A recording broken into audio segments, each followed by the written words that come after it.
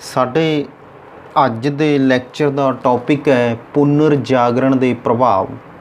ਅੱਜ ਗੱਲ ਕਰਦੇ ਹਾਂ ਆਰਥਿਕ ਖੇਤਰ ਦੇ ਵਿੱਚ ਪ੍ਰਭਾਵ ਦੀ।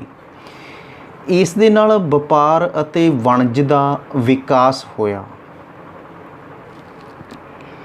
ਪੁਨਰ ਜਾਗਰਣ ਨੇ ਲੋਕਾਂ ਨੂੰ ਤਰਕਸ਼ੀਲ ਤੇ ਭੌਤਿਕਵਾਦੀ ਬਣਾ ਦਿੱਤਾ ਸੀ।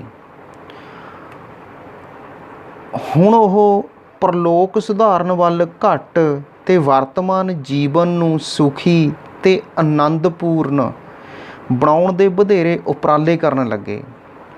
ਲੋਕਾਂ ਵਿੱਚ ਧਨ ਦੌਲਤ ਇਕੱਠੀ ਕਰਨ ਦੀ ਵਧੇਰੇ ਰੁਚੀ ਹੋ ਗਈ। ਇਹ ਪ੍ਰਵਿਰਤੀ ਵਪਾਰ ਅਤੇ ਵਣਜ ਦੇ ਵਿਕਾਸ ਵਿੱਚ ਸਹਾਇਕ ਸਿੱਧ ਹੋਈ ਅਤੇ ਇਸ ਨੇ ਯੂਰਪ ਵਿੱਚ ਵਣਜਵਾਦ ਨੂੰ ਉਤਸ਼ਾਹ ਦਿੱਤਾ। ਦੂਸਰਾ ਹੈ ਉਦਯੋਗਾਂ ਦਾ ਵਿਕਾਸ ਅਤੇ ਪੂੰਜੀਵਾਦ ਦਾ ਜਨਮ। ਅਮੀਰ ਲੋਕਾਂ ਵਿੱਚ ਵੱਧ ਤੋਂ ਵੱਧ ਧਨ ਕਮਾਉਣ ਤੇ ਜੀਵਨ ਨੂੰ ਵਧੇਰੇ ਸੁਖੀ ਬਣਾਉਣ ਦੀ ਲਾਲਸਾ ਬਹੁਤ ਵੱਧ ਗਈ ਸੀ। ਇਸ ਲਈ ਉਹਨਾਂ ਨੇ ਬੜੇ ਉਤਸ਼ਾਹ ਨਾਲ ਉਦਯੋਗਾਂ ਦਾ ਵਿਕਾਸ ਕੀਤਾ। ਇਸ ਦੇ ਨਾਲ ਹੀ ਪੂੰਜੀਵਾਦ ਦਾ ਵੀ ਜਨਮ ਹੋਇਆ। ਉਦਯੋਗਪਤੀਆਂ ਤੇ ਸਰਮਾਏਦਾਰਾਂ ਨੇ ਗਰੀਬ ਮਜ਼ਦੂਰਾਂ ਤੋਂ ਵਧੇਰੇ ਕੰਮ ਲੈਣਾ ਸ਼ੁਰੂ ਕਰ ਦਿੱਤਾ। ਜਿੱਥੇ ਉਹਨਾਂ ਦੇ ਮੁਨਾਫੇ ਵਿੱਚ ਵਾਧਾ ਹੁੰਦਾ ਗਿਆ, ਉੱਥੇ ਮਜ਼ਦੂਰਾਂ ਦੀ ਮਜ਼ਦੂਰੀ ਵਧਾਉਣ ਵੱਲ ਕੋਈ ਧਿਆਨ ਨਾ ਦਿੱਤਾ ਗਿਆ। ਸਿੱਟੇ ਵਜੋਂ ਮਜ਼ਦੂਰਾਂ ਦੀ ਅਵਸਥਾ ਤਰਸਯੋਗ ਹੋ ਗਈ। ਤੀਸਰਾ ਹੈ ਉਪਨਿਵੇਸ਼ਵਾਦ ਨੂੰ ਉਤਸ਼ਾਹ। ਪੁਨਰ ਜਾਗਰਣ ਨੇ ਸਾਹਸੀ ਨਾਵਿਕਾਂ ਨੂੰ ਦੂਰ ਦੂਰ ਦੇ ਸਥਾਨਾਂ ਦੇ ਸਮੁੰਦਰੀ ਮਾਰਗ ਲੱਭਣ ਲਈ ਉਤਸ਼ਾਹਿਤ ਕੀਤਾ। ਵੱਖ-ਵੱਖ ਦੇਸ਼ਾਂ ਦੇ ਰਾਜਿਆਂ ਨੇ ਨਾਵਿਕਾਂ ਦੀ ਸਰਪ੍ਰਸਤੀ ਕੀਤੀ ਅਤੇ ਆਪਣੇ ਆਪਣੇ ਦੇਸ਼ਾਂ ਦੇ ਵਪਾਰ ਤੇ ਉਦਯੋਗਾਂ ਦੇ ਵਿਕਾਸ ਵਿੱਚ ਰੁਚੀ ਲਈ।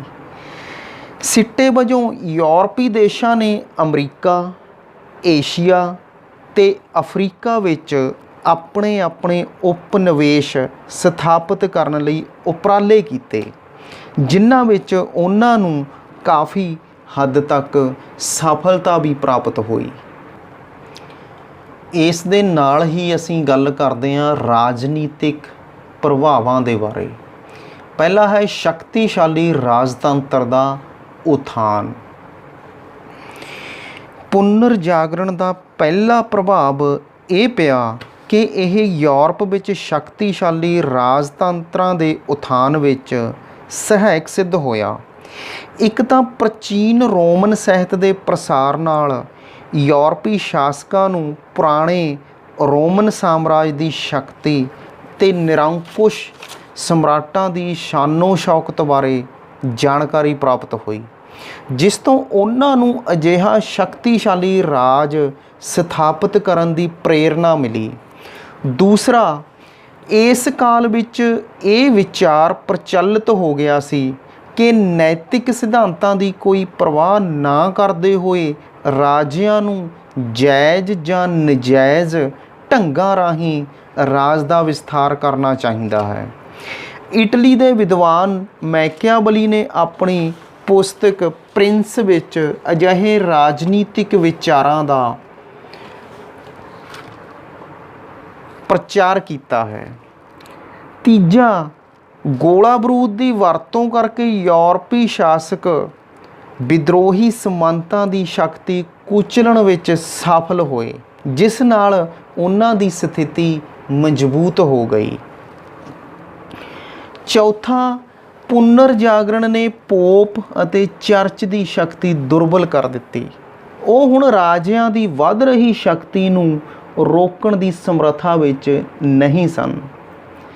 ਇਹੋ ਜਿਹੀਆਂ ਪ੍ਰਸਥਿਤੀਆਂ ਦੇ ਵਿੱਚ ਯੂਰਪ ਦੇ ਪ੍ਰਮੁੱਖ ਦੇਸ਼, ਜਿਨ੍ਹਾਂ ਦੇ ਵਿੱਚ ਇੰਗਲੈਂਡ, ਫਰਾਂਸ, ਪ੍ਰਸ਼ੀਆ, ਆਸਟਰੀਆ, ਰੂਸ ਸਨ, ਇਹਨਾਂ ਦੇ ਵਿੱਚ ਸ਼ਕਤੀਸ਼ਾਲੀ ਰਾਜਤੰਤਰਾਂ ਦਾ ਉਥਾਨ ਸੰਭਵ ਹੋ ਸਕਿਆ।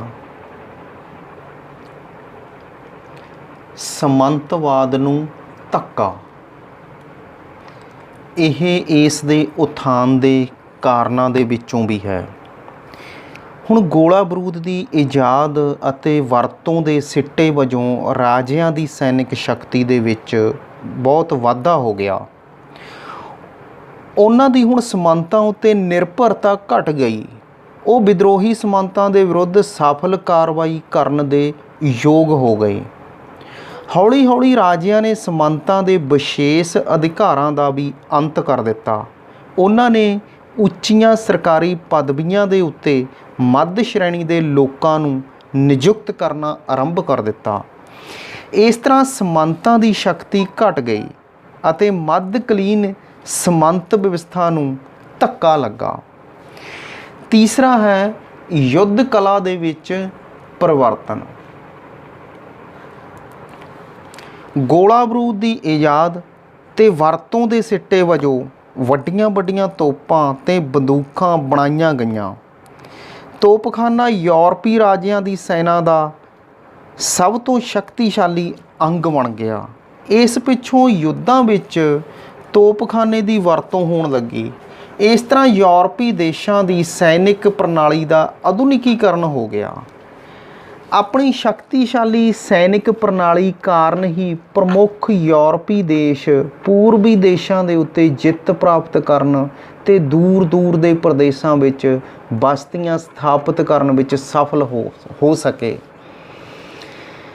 ਇਸ ਦੀ ਸਭ ਤੋਂ ਵੱਡੀ ਦੇਣ ਪੁਨਰ ਜਾਗਰਣ ਦੀ ਮਨੁੱਖ ਜਾਤੀ ਨੂੰ ਪ੍ਰਾਚੀਨ ਅੰਧ ਵਿਸ਼ਵਾਸਾਂ ਤੋਂ ਮੁਕਤ ਕਰਕੇ ਉਸ ਵਿੱਚ ਇੱਕ ਨਵੀਂ ਚੇਤਨਾ ਦਾ ਵਿਕਾਸ ਕਰਨਾ ਸੀ। ਇਸ ਨੇ ਸਮੰਤਵਾਦ, ਚਰਚ ਅਤੇ ਹੋਰ ਪਰੰਪਰਾਵਾਦੀ ਸੰਸਥਾਵਾਂ ਤੇ ਪ੍ਰਵਿਰਤੀਆਂ ਨੂੰ ਸੱਟ ਮਾਰੀ ਅਤੇ ਮਨੁੱਖੀ ਜੀਵਨ ਦੇ ਹਰ ਇੱਕ ਪਹਿਲੂ ਜਿਵੇਂ ਸਮਾਜਿਕ, ਧਾਰਮਿਕ, ਆਰਥਿਕ, ਸਾਂਸਕ੍ਰਿਤਿਕ ਤੇ ਰਾਜਨੀਤਿਕ ਉੱਤੇ ਮਹੱਤਵਪੂਰਨ ਪ੍ਰਭਾਵ ਪਾਇਆ। ਇਸ ਨੇ ਮਾਨਵਵਾਦ, ਤਰਕਸ਼ੀਲਤਾ, ਵਿਗਿਆਨ, ਵਿਅਕਤੀਵਾਦ ਤੇ ਭੌਤਿਕਵਾਦ ਉੱਤੇ ਆਧਾਰਿਤ ਆਧੁਨਿਕ ਸੰਸਥਾਵਾਂ ਤੇ ਪ੍ਰਵਿਰਤੀਆਂ ਨੂੰ ਜਨਮ ਦਿੱਤਾ। ਪਰ ਜਿਵੇਂ ਕਿਹਾ ਜਾਂਦਾ ਹੈਗਾ ਵੀ ਇਸ ਤਰ੍ਹਾਂ ਜਾਪਦਾ ਹੈਗਾ ਵੀ ਜਿਵੇਂ ਇਤਿਹਾਸਕਾਰਾਂ ਨੇ ਪੁਨਰ ਜਾਗਰਣ ਦੀ ਮਹੱਤਤਾ ਨੂੰ ਬਹੁਤ ਵਧਾ ਚੜ੍ਹਾ ਕੇ ਦੱਸਿਆ ਹੈਗਾ।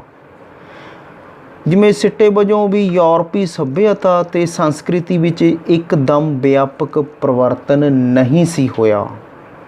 ਸਧਾਰਨ ਲੋਕਾਂ ਦਾ ਜੀਵਨ ਕਾਫੀ ਸਮੇਂ ਤੱਕ ਪਰੰਪਰਾਵਾਦੀ ਢੰਗ ਨਾਲ ਹੀ ਬਤੀਤ ਹੁੰਦਾ ਰਿਹਾ ਤੇ ਪੁਨਰ ਜਾਗਰਣ ਦੀ ਸੱਭਿਅਤਾ ਤੇ ਸੰਸਕ੍ਰਿਤੀ ਕੇਵਲ ਕੁਝ ਕੁ ਉੱਚ ਤੇ ਮੱਧ ਵਰਗੀ ਲੋਕਾਂ ਤੱਕ ਹੀ ਸੀਮਤ ਰਹੀ। ਪਰ ਫਿਰ ਵੀ ਇਸ ਗੱਲ ਤੋਂ ਇਨਕਾਰ ਨਹੀਂ ਕੀਤਾ ਜਾ ਸਕਦਾ ਕਿ ਪੁਨਰ ਜਾਗਰਣ ਇੱਕ ਮਹੱਤਵਪੂਰਨ ਅੰਦੋਲਨ ਸੀ ਜਿਸ ਨੇ ਸਮਾਂ ਪਾ ਕੇ ਯੂਰਪੀ ਸੱਭਿਅਤਾ ਤੇ ਸੰਸਕ੍ਰਿਤੀ ਉੱਤੇ ਡੂੰਘਾ ਪ੍ਰਭਾਵ ਪਾਇਆ ਅਤੇ ਆਧੁਨਿਕ ਯੁੱਗ ਦੇ ਆਗਮਨ ਲਈ ਰਸਤਾ ਸਾਫ਼ ਕਰ ਦਿੱਤਾ। ਧੰਨਵਾਦ।